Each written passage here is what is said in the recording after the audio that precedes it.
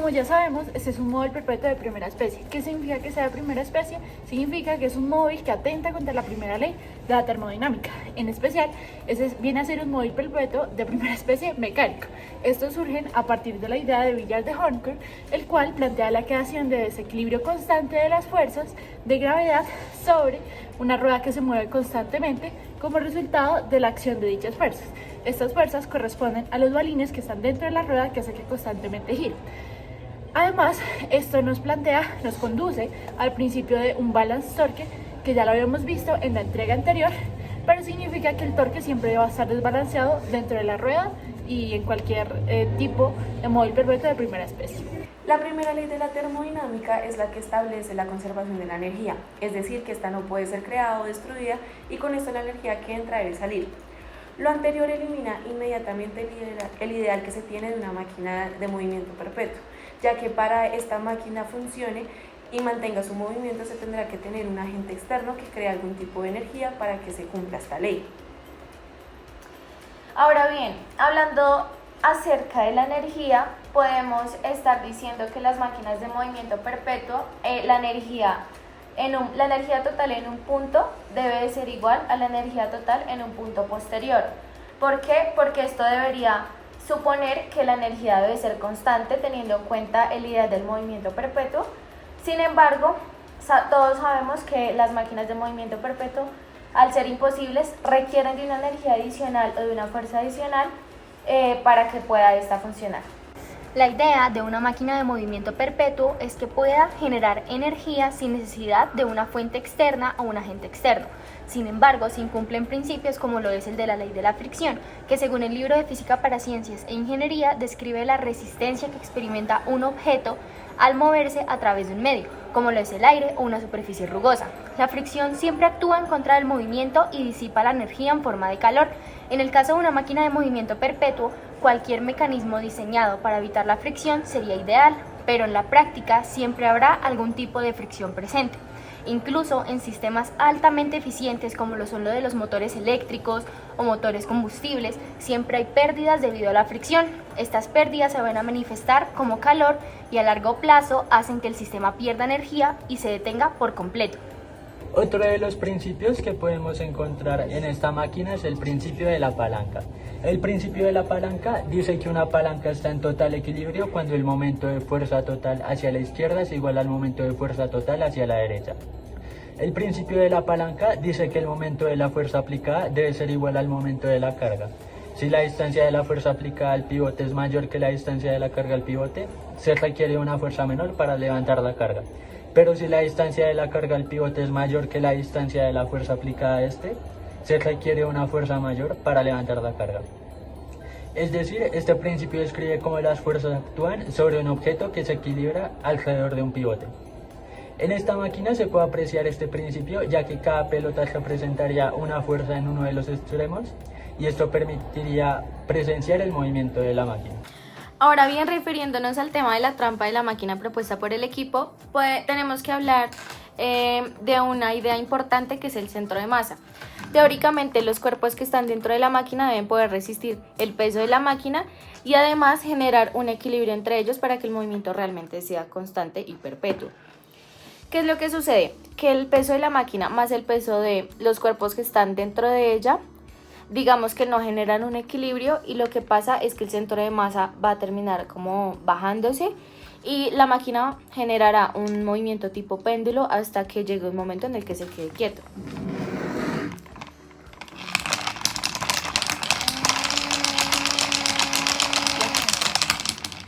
Y bueno, para nuestra máquina la trampa que tenemos es que tiene un motor, tenemos una batería, lo que va a generar que las ondas mecánicas se transformen que la energía mecánica que produce la batería hace que nuestra máquina vibre, lo que se va a transformar en energía sonora.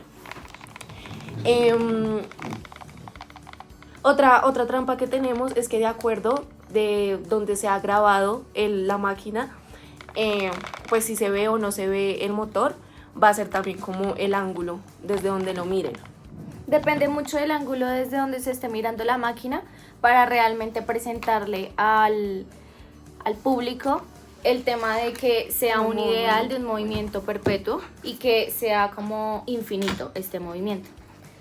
Podemos ver que en la parte de atrás nosotros decidimos poner el motor, pues para que no se vea, si se ve desde el frente de la máquina, que quede como detrás de la base para que de esta manera se pueda como engañar.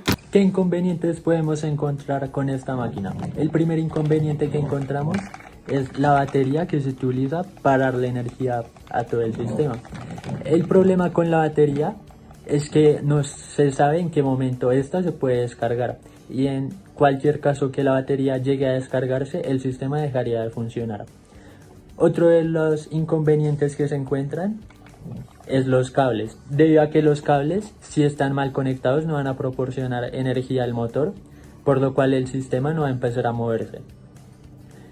Otro de los inconvenientes que encontramos es las tuercas de acá. Estas tuercas, debido al movimiento, en un momento después de mucho moverse, van a empezar a soltarse y en cualquier momento pueden salir volando y hacer que el sistema deje de funcionar. El último problema que encontramos es el motor, debido a que si este está mal conectado no va a generar ningún tipo de funcionamiento en la máquina, y si no se le manda energía, pues la máquina no va a tener funcionamiento. Y con este problema también viene el problema del sonido, debido a que esta máquina es muy ruidosa. Al ponerla en funcionamiento se puede evidenciar la trampa en la máquina. Teniendo en cuenta los puntos favorables de nuestra máquina, vamos a hablar primero de los materiales. Tenemos acá una placa de acrílico, el cual es conocido por su resistencia y durabilidad. De hecho, es aproximadamente 17 veces más resistente que el vidrio, lo que significa que puede soportar mejor los golpes y las fuerzas externas sin romperse. También sirve para estar en la intemperie, ya que resiste los rayos ultravioletas, la luz solar, no se amarillea ni se degrada.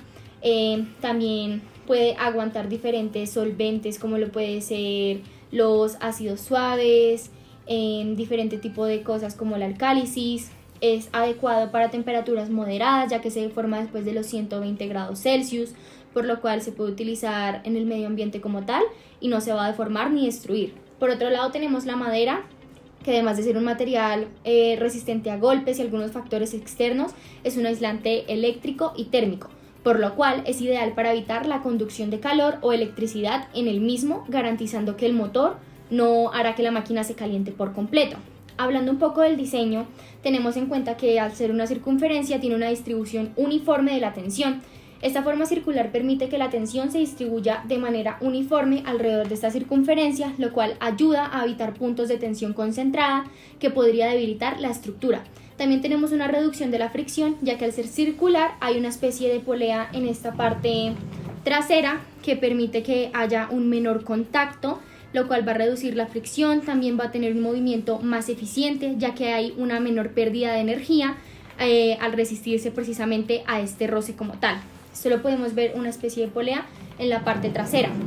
Y por último tenemos en cuenta, en cuestión del diseño, el grosor. Vemos que este grosor, específicamente de las hendiduras de esta parte, están diseñadas específicamente para el diámetro de las esferas de los balines internos, por lo cual cuando esta vaya a girar no va a haber una especie pues como de golpeteo entre el acrílico y la madera, sino que pues va a tener una rotación correcta.